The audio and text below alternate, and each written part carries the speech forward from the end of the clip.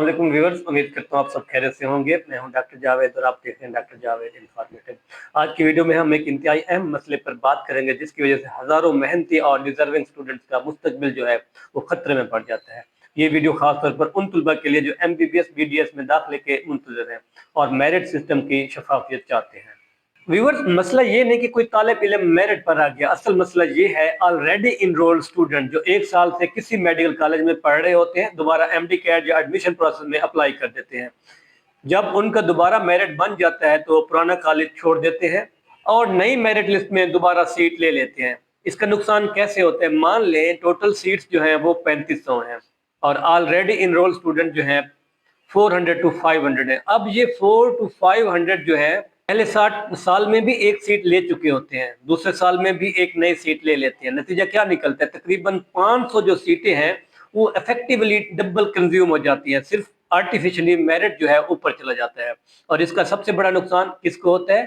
3000 से ज्यादा fresh student जिनका हक बनता है सिर्फ हाई मेरिट की वजह से बाहर हो जाते हैं। ये उन फ्रेशर्स के साथ सबसे बड़ी नाइंसाफी है। असल सवाल, क्या कोई तालिब इल्म एक कॉलेज में एक साल पढ़ने के बाद, यहाँ पे असल सवाल की अगर हम बात करें, क्या कोई तालिब इल्म एक कॉलेज में एक साल पढ़ने के बाद दोबारा अप्लाई करे और किसी नए तालिब इल्म की सीट ले जाए? मेरी वाज़े और साफ राय जो है वो बिल्कुल ऐसा नहीं होना चाहिए। हल होना चाहिए पॉलिसी डिमांड का। क्या हाल होना चाहिए? ऑलरेडी इनरोल स्टूडेंट के लिए क्लियर पॉलिसी होनी चाहिए। जो तालिब इल्म MBBS या BDS में ऑलरेडी पढ़ रहा है, एक एकेडमिक ईयर मुकम्मल कर चुका है, वो दोबारा एडमिशन प्रोसेस में एलिजिबल ना हो। या कम से कम 1 ईयर का बैन या रिस्ट्रिक्शन होनी चाहिए। सीट सरेंडर के बाद री अप्लाई पर पाबंदी होनी चाहिए ताकि सीट वेस्टेज ना हो, मेरिट आर्टिफिशियली ऊपर ना जाए, फ्रेश डिजर्विंग स्टूडेंट्स का हक महफूज रहे। दूसरी अहम अपडेट, इंटरकोर्ट अपील। अब आते हैं उस वक्त के सबसे अहम केस पर।